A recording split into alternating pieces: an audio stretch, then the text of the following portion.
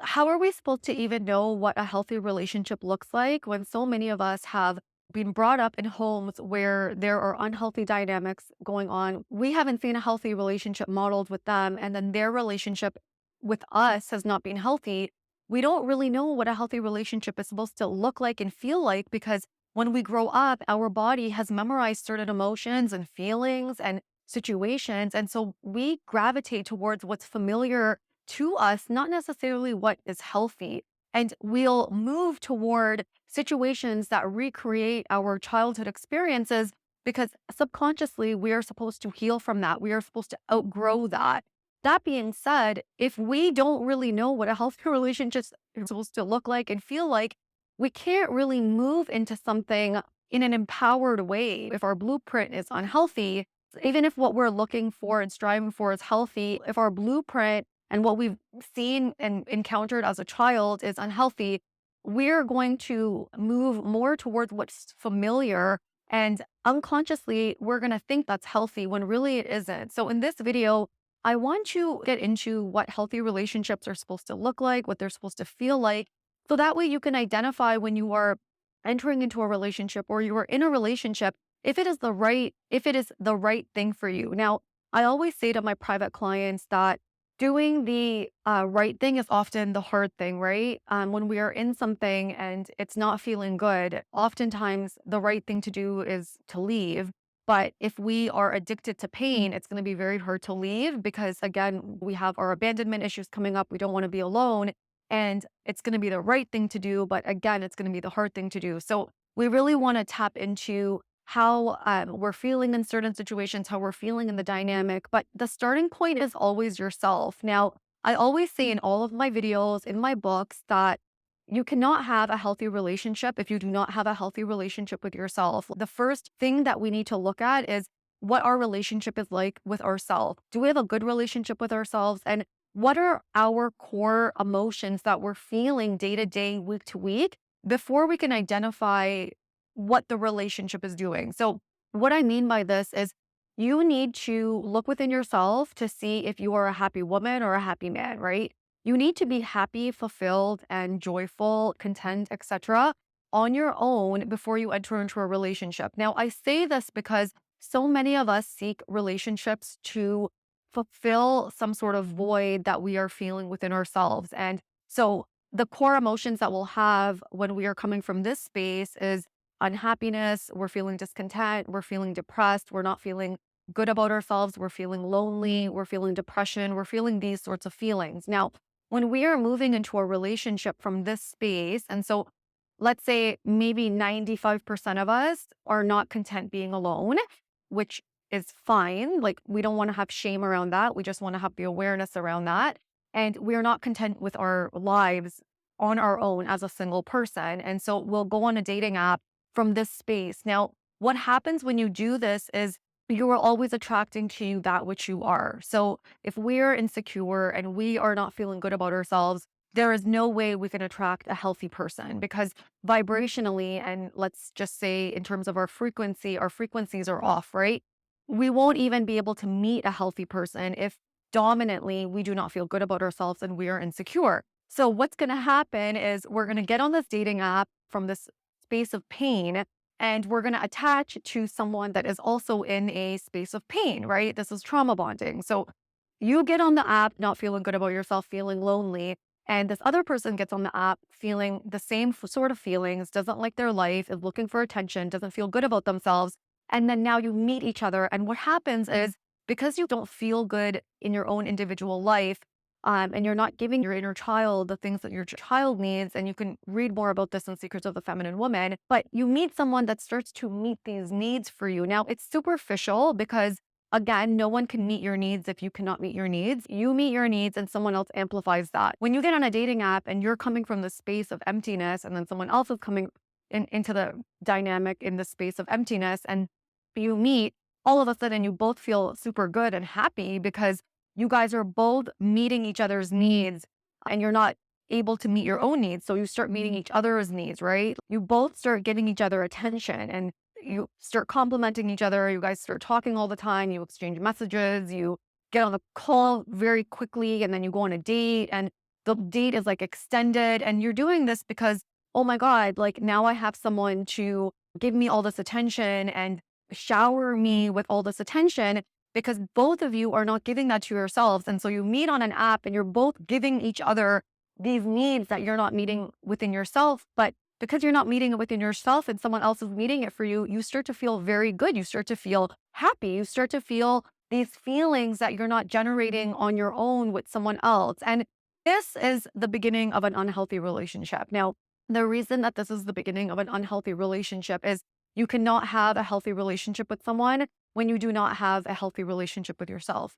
It's just impossible, because after this initial phase of insecure boy meets insecure girl, and you start meeting each other's needs that you cannot meet within yourself. So both of you are not confident, you're insecure, you don't feel good about yourself, someone else is validating you, and you move into this relationship and it's very quick, right? Because we don't want to be alone. We hate our own company. And now we meet someone and they are now filling this void that we had within ourselves.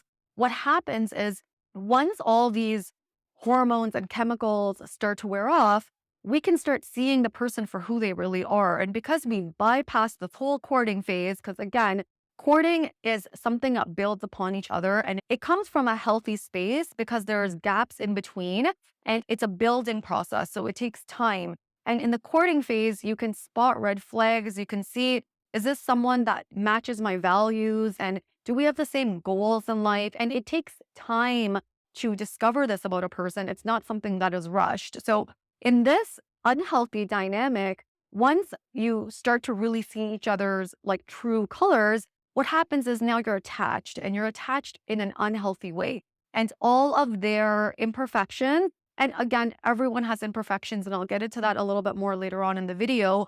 No one is perfect, but when you are going on a dating app from a space of pain, then that person's insecurities and your insecurities will start to meet, and you'll move into a very toxic relationship because both of you don't feel good alone. And so you're going to keep highlighting each other's pain. So this is what a relationship is designed to do. A relationship is designed to highlight one's inner state, dominant state, and it's designed to expand that. So what do healthy relationships look like? And this is what you can use as a baseline for yourself. So first you want to see, am I a happy person? Am I a happy woman? Do I love my life?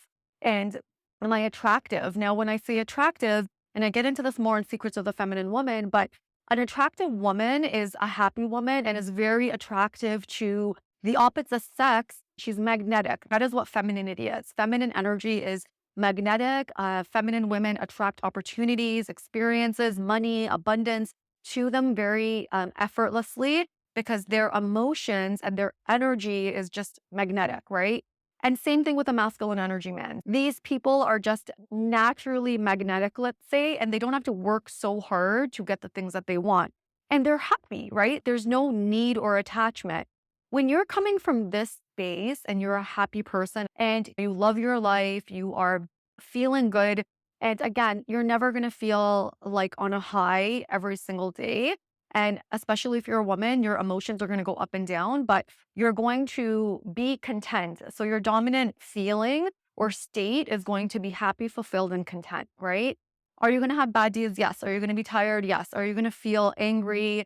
Are you going to feel all those other emotions? Yes. But emotions are transient, right? And I go into this more in my inner work course. So if you want to really do your inner work and if you're serious about that, you can email me for the link. And the price right now is $297. It definitely is going to go up once it's on the website. This is an 18 module course based on a program that I did that was thousands and thousands of dollars. And so I'm making it accessible now as an e-course because I'm not going to be doing group work like this. And I want more people to have access to do their inner work on their own.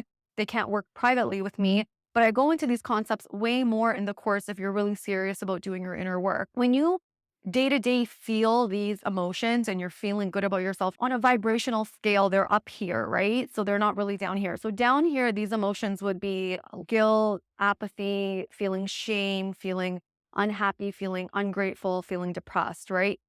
The feelings down here versus the feelings over here are going to attract two different experiences to them. A healthier, happier person is feeling good with themselves. They have a good self image. of themselves and of the world. And therefore, they attract predominantly good experiences to them. This person is going to go on a dating app, and what's going to happen is because they have a level head on their shoulders, meaning they've done their inner work. The way you know you've done your inner work is life is spiraling up. So, your life, when you are really doing your inner work, is never going to be stagnant, right? You're always going to be getting bigger and bigger because that's the whole purpose of the universe. The whole purpose of the universe is to continue to expand. If you're a growth oriented person and you are continuing to do your inner work, your life is going to get bigger, right? If it's coming from ego, it's going to go up fast and then it's going to crash, right? If it's coming from the soul, it's going to gradually get bigger because as you clear out your emotional body and you clear away your limitations and limiting beliefs, etc., and you do the inner work, you're going to become lighter and then your life is going to expand. And when you move into a dating app, what's going to happen is you are going to meet a lot of men or a lot of women, and they're going to exhibit a lot of the qualities that you want. But again, because you have high standards, and the reason you have high standards is because you have high standards for yourself and your life is a reflection of that. You're going to be very picky when you get on a dating app. You're not going to just settle for anyone that is good looking or a doctor or an athlete. You're going to really make sure that this person is in alignment with who you are. So you have good values and you're going to make sure that person has good values. And then when you go on a date with them and you start moving into the dating process, and I get into this in what men want in terms of the specific stages, you won't know that this is the person for you. It's going to be a gradual buildup. You won't have those butterfly feelings, let's say. Butterfly feelings come from a wounded aspect of ourselves, from the space of, let's just say, trauma bonding. So we don't feel good about ourselves. We feel bad. We meet someone and we feel this instant attraction. There is no such thing as instant attraction when it comes to healthy relationships. In fact, healthy relationships, the attraction builds as that person continues to demonstrate to you that they are someone that you can see a long-term relationship with, that they are demonstrating good values and morals. That is when the attraction starts to increase. Men will have a different experience with this because when a man meets a good woman, a man will know right away, this is the woman for me. There's something different about her, but he will never communicate that. And again, I talk about this in the books.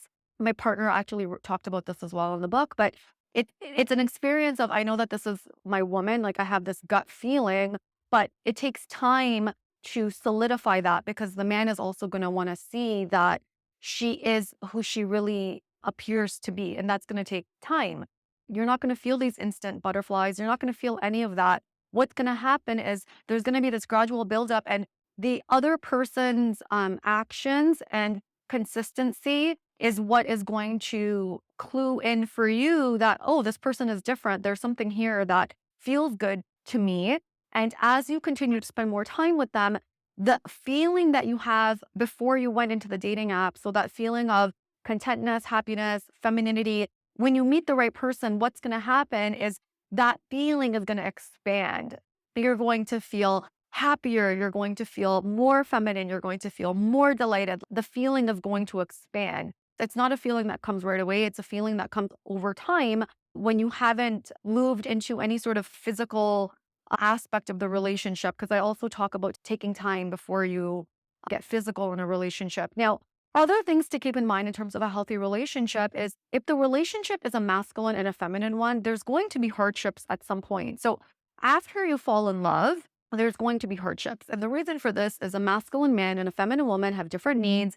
We express ourselves differently, and there's going to be a lot of conflict in terms of learning how to meet each other's needs. A healthy relationship or soul partnership is not easy because it is one that is designed to grow the individuals beyond where they are. Relationships are a playground for growth. And when it's the right relationship, after the courtship phase, when you really move into attachment, the stuff is going to come up because that's how the universe designed it. There's no such thing as a perfect relationship. It is normal for conflict to come up. It is, in fact, healthy. The intentions of both parties are not to hurt one another, and they are truly just occurrences that are happening because of miscommunication or because of both parties' past. A relationship is not just a relationship between two individuals. A relationship is two individuals plus their past. And their past and their traumas and their fears and the insecurities are going to come up, which is completely normal. And it just has to be that way because relationships are designed to make us even more whole and complete than we already are. And they're designed to help us grow. So you're going to have to work through these things. And a healthy partnership is one where the man is deeply committed to the woman, is devoted to the woman, and the woman is not trying so hard to make the relationship work, meaning the relationship is something that she wants and she is very loving to her partner and very feminine to her partner. Masculine men sometimes are difficult. They unconsciously will do things and they don't mean bad, but it's not exactly the easiest relationship to be in. As an example, being with a feminine man would be much more easier because they are people pleasers and they are yes men. So that is not the case with the masculine energy man. And so it can be a little bit different and a little bit difficult in terms of navigating that. But once you do, what will end up happening is that the relationship will be very fulfilling once you get past this stage of learning to meet each other's needs and communication, etc. Because a true healthy relationship is one where the woman is in her feminine energy. Usually she's more awake and aware than the man.